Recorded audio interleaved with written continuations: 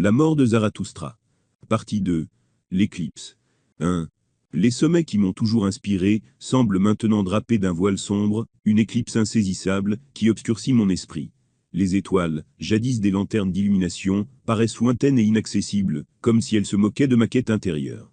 Je me tiens au sommet de la montagne, non pas en tant que prophète triomphant, mais en tant que pèlerin égaré. Les doutes, tels des spectres, se glissent furtivement dans les recoins de mon esprit. Ont-ils toujours été là, cachés sous la surface de mes convictions?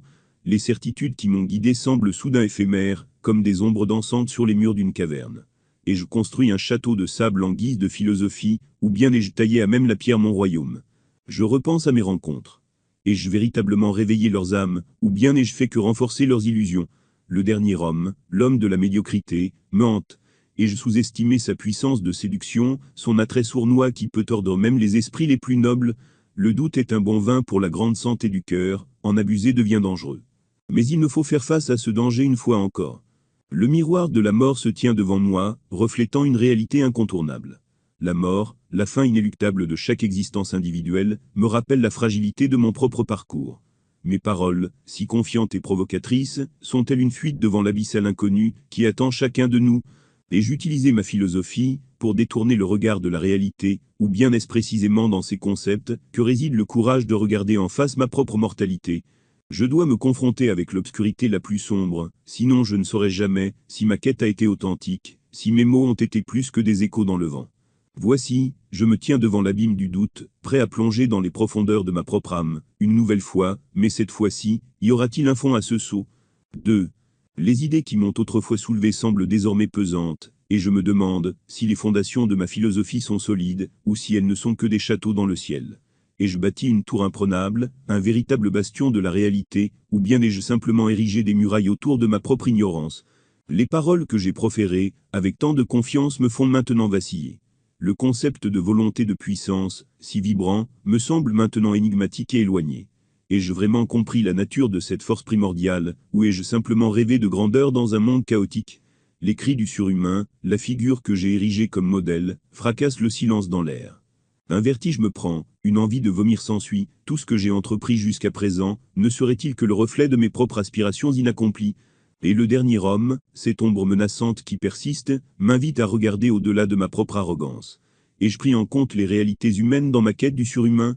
Ai-je, par mon désir de transcendance, perdu de vue les besoins et les limites de l'homme terrestre?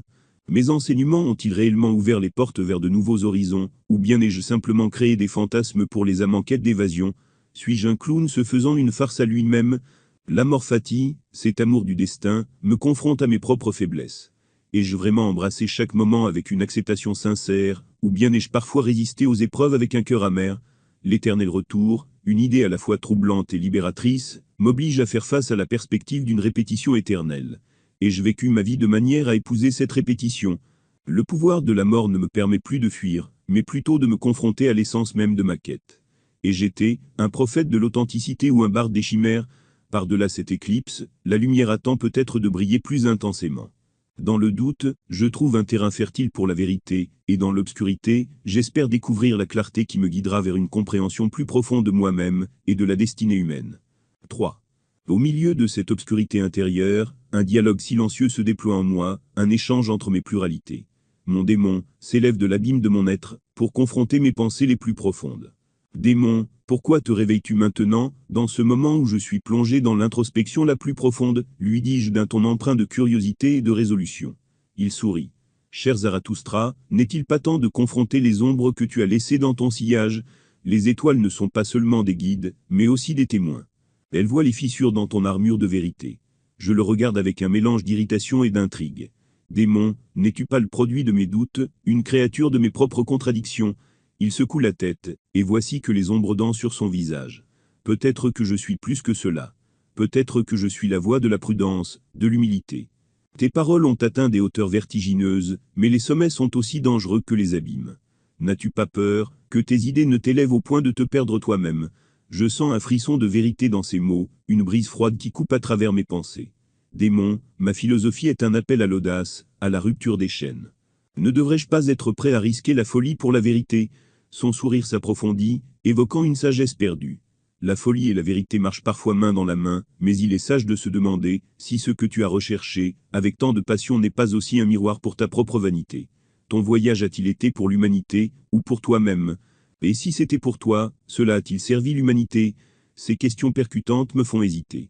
Je sens que je suis sur le point de plonger dans un abîme de réflexion encore plus profonde. Non, dans une profondeur sans fond.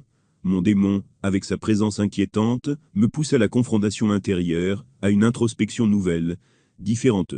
J'explore la philosophie pratique comme moyen d'atteindre un bien-être authentique et profond à travers l'acquisition de l'autonomie de la pensée. Et j'ai besoin de vous pour continuer cette aventure. Alors voici comment vous pouvez m'aider. Vous pouvez me faire un don via Patreon et Tipeee, et chaque contribution compte. À savoir que si vous me faites un don via Patreon, vous obtiendrez du contenu exclusif, notamment mon petit guide de rhétorique, gratuitement. Vous aurez aussi accès gratuitement à plusieurs contenus de ma boutique Patreon. Vous pouvez aussi partager, aidez-moi à toucher plus de monde, vous pouvez aussi participer, puisque vos idées nourrissent notre communauté. Enfin, rejoignez-moi dans cette mission de découverte et d'émancipation de la pensée, votre soutien fait toute la différence. Tous les liens pour m'aider et me suivre sont dans la description. Je vous remercie très sincèrement et chaleureusement. Ciao les esprits libres!